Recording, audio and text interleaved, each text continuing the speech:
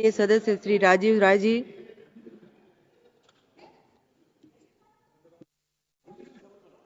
मौका देने के लिए। मैडम, रेलवे सिर्फ एक ट्रांसपोर्टेशन का माध्यम ही नहीं है, भारत के जन जीवन से की संवेदनाओं से जुड़ा हुआ है, भावनात्मक रिश्ता है और मैं कहूं तो रोजी रोटी का रिश्ता है। रेलवे पर बोलने को बहुत कुछ है, लेकिन इससे पहले कि आपकी घंटी बज जाए, मेरी जिम्मेदारी बनती है कि मैं अपने क्षेत्र के कुछ सवालों को उठाऊं और माननीय मंत्री जी से बार बार उठाता रहूं। एक बात की तारीफ तो करूंगा मंत्री जी की, बड़ी शालीनता से सुनते हैं, मुस्कुरा कर कहते हैं, लेकिन काम तो होता नहीं है। इसलिए आपसे शिकायत आपके सामने ही करूंगा और जानते भी है कि शिकायत किससे की जाती है, जिससे उम्मीदें होती है उसी से शिकायत की जाती है। जिस दिन आपसे उम्मीद खत्म हो जाएगी हम शिकायत करना भी बंद कर देंगे। मैं अपने क्षेत्र की समस्याओं को बताऊं मैडम, और उसकी गंभीरता का अंदाजा सिर्फ इससे लगा सकते हैं कि जब मैं सांसद बना तो पहली बार कहीं निरीक्षण करने गया तो अपने मऊ के रेलवे स्टेशन पर गया और वहां हालत ये थी कि गया तो रेलवे स्टेशन पर पानी ही नहीं। मैंने पूछा पानी क्यों नहीं है, तो बोला सर वो पीछे वाले काउंटर पर है, आगे वाले डब्बे का आदमी पीछे वाला जाएगा तो पानी मिलेगा।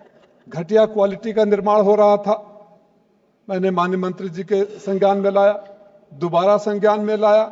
एक सड़क बनी और बनने से पहले उखड़ गई शहीदी मार्ग, मैंने उसको संज्ञान में लाया।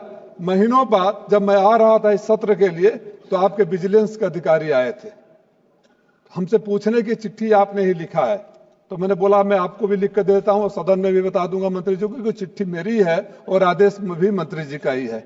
अगर रफ्तार ये रहेगी तो मुझे लगता है कि जो आश्वासन माननीय मंत्री जी ने दिया है कि मऊ से ट्रेनों को चलवाने के लिए मेरे आने वाली पीढ़ियों के दौर में ही आएगा। मंत्री जी, छोटे वाले मंत्री जी का एक पत्र आया, मैंने 8 नवंबर 2024 को 377 में उठाया था। मैडम, मऊ में से कहीं भी किसी भी बड़े शहर के लिए जाने के लिए कोई एक्सप्रेस सुपरफास्ट ट्रेन नहीं है। अगर मैं ये चाहूं कि शुक्रवार को सदन को अटेंड करके चला जाऊं, क्षेत्र में अपने लोगों से मिल लूं और मंडे को आकर अटेंड करूं, तो मेरे लिए भी वो सुविधा नहीं है। और मैंने जब तथ्यों के साथ दिया था तो छोटे वाले मंत्री जी का जवाब आया, मऊ प्रयागराज खंड पर 8 जोड़ी ट्रेन सेवाओं से द्वारा चलती है।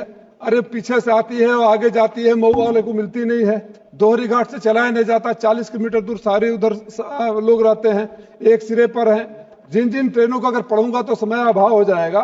जिन जिन ट्रेनों के लिए कहा, बड़े प्यार से मंत्री जी ने असहमति दर्शा दी।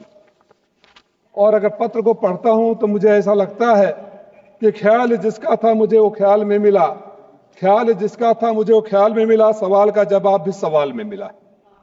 ये नहीं हो सकता, वो नहीं हो सकता, आप नहीं थे, अन्यथा मत लीजिएगा। हम आपसे उम्मीद करके बोलते, आश्वासन तो दे देते कि हम करेंगे। और जब आप नहीं थे तो एक बार मैंने बोला था, चूंकि मेरा सौभाग्य है कि दोनों मंत्री बैठे हुए हैं यहां।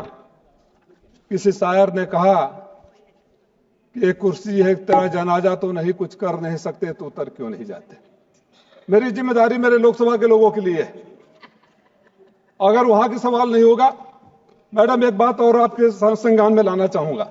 बलिया जिला में एक रेवती रेलवे स्टेशन है, क्रांतिकारियों की धरती है। उस रेलवे स्टेशन पर अंग्रेजों से लड़ते हुए शहीद हुए थे। महीनों दिन से सर्वदलीय वहां धरना आंदोलन चल रहा है। मैं हूं, एमपी साहब हैं, सनातन पांडे जी, हम तीनों सांसद गए थे और उधर के लोग भी थे, सत्ता पक्ष के भी लोग थे। उस रेलवे स्टेशन को हाल्ट कर दिया गया है। शहीदों के सम्मान में जहां ट्रेनें रुका करती थी उसको बंद कर दिया गया। हमारे लोकसभा में बलिया जिला का रसड़ा है, वहां के लोगों को अगर ट्रेन पकड़ना हो तो या तो उधर जाएंगे, बलिया जाएंगे, या मऊ आएंगे। आसपास कोई नहीं है। मऊ बुनकरों का इलाका, हमारे यहाँ कोई उद्योग नहीं है मैडम। हमारे यहाँ मजदूर हैं, बुनकर हैं, या आर्मी और पैरामिलिट्री में भर्ती हुए लोग हैं जो छुट्टियों के लिए आते जाते हैं। मैंने कहा था आप अगर कुछ इंडस्ट्री नहीं कर सकते हैं, कुछ मऊ को दे नहीं सकते हैं। मैंने कुछ दिन पहले सदन में कहा था कि पिछले 10 सालों में अगर आपने एक भी बड़ी परियोजना मऊ को दी हो तो मैं आपका मऊ की धरती पर अभिनंदन करना चाहता हूं। कुछ नहीं दिया। बुनकरों के उन सामान को अगर दक्षिण भारत में जाकर बेचकर अपनी रोजी रोटी का गुजारा कर सके, मुंबई जाकर, दिल्ली जाकर, हमारे यहां अगर 4 पैसे आ जाए तो आपको क्या दिक्कत है? आप कुछ करना नहीं चाहते। आप मंत्री जी, मैं आपसे एक हाथ जोड़कर निवेदन करता हूं, आप आइए हमारे साथ, हमारे इलाके की स्थिति देखिए और अपने ऑफिस में जाकर सर्वे करवा लीजिए कि सबसे खराब रेल व्यवस्था किस जिले की है, हमारे आसपास के जिलों से भी। तो मैं आपसे हाथ जोड़कर गुजारिश करता हूं, बड़ी उम्मीद से गुजारिश करता हूं, और आपने मुझसे वादा भी किया था, मैं चाहता हूं वो वादा सदन में सबको पता चल जाए कि उन्होंने वादा किया है कि कुछ न कुछ ट्रेनें चलाएंगे। मैडम,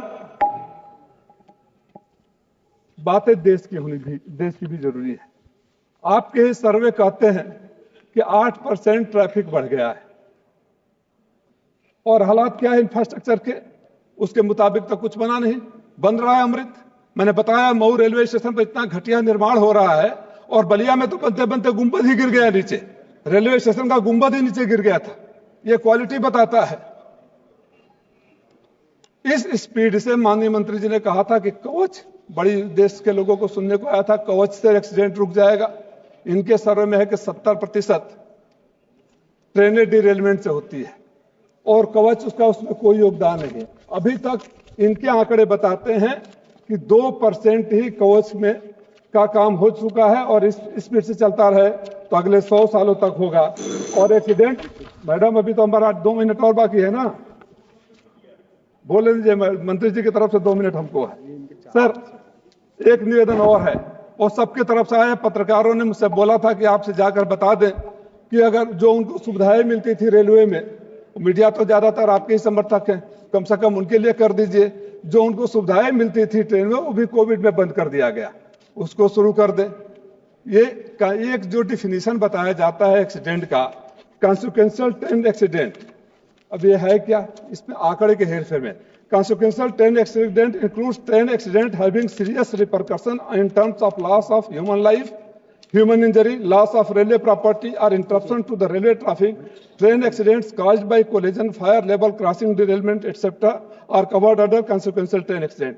जो मानव रहित सिग्नल्स हैं, मैं तो उस जिले से आता हूं जहां महासो क्रॉसिंग पर, मानव रहित क्रॉसिंग पर स्कूल बच्चों से भरी ट्रेन मैडम लड़ गई, और 16 बच्चे, हमने अपने हाथों से उन बच्चों को लेकर दौड़े थे, मर गए। अगर वो नहीं है, आप बैरिकेडिंग नहीं है, गेट नहीं है, फाटक नहीं है, तो उसकी भी जिम्मेदारी आपको लेनी पड़ेगी। और हमारे जनपद में आधा इधर आधा उधर 16 लिस्ट दिया हूं आपको, ओवर ब्रिज के लिए और अंडर ब्रिज के लिए, कुछ तो कर दीजिए उसमें। उम्मीद करता हूं कि गरीबों के लिए, बुनकरों के लिए, मजदूरों के लिए हमारे यहाँ कोई इंडस्ट्री नहीं है। संवेदनाओं से भरकर मानवता के नाम पर कुछ ऐसे ट्रेनें दे देंगे कि जब तक आप इंडस्ट्री बनाएं। और जो हमारे साथी बोल रहे थे बुलेट ट्रेन का, सारा बुलेट ट्रेन गुजरात में, अरे हम तो अपने प्रधानमंत्री को विश्वगुरु बनाना चाहते हैं, आप उनको गुजरात का प्रधानमंत्री और देश का मुख्यमंत्री बनाना चाहते हैं कि सब कुछ गुजरात में मिल जाए। बुलेट ट्रेन एक हमारे तरफ से होनी चाहिए। वंदे भारत वाले जो मैं आपसे निवेदन किया था, कई घंटे वंदे भारत बनारस में खड़ी रहती है, 1 घंटे का रास्ता मऊ का है, अगर उसी को बढ़ा दें तो बहुत सहूलियत होगी। बुलेट ट्रेन जब आप बॉम्बे और अहमदाबाद के बीच में चलाए तो एक बार बनारस से दिल्ली, लखनऊ से दिल्ली, पटना से दिल्ली के एयर फेयर और एयर ट्रैफिक का देख लीजिएगा। वो पैसे हमारे तरफ के लोग भी दे सकते हैं, वो सुविधाएं हमारे तरफ भी आनी चाहिए। आपने वो मौका दिया, आप सबको बहुत बहुत धन्यवाद। इस उम्मीद के साथ कि आज जब कल मंत्री जी जवाब देंगे या आज जवाब देंगे तो आश्वासन भी देंगे कि मऊ को कुछ मिलेगा। धन्यवाद मैडम।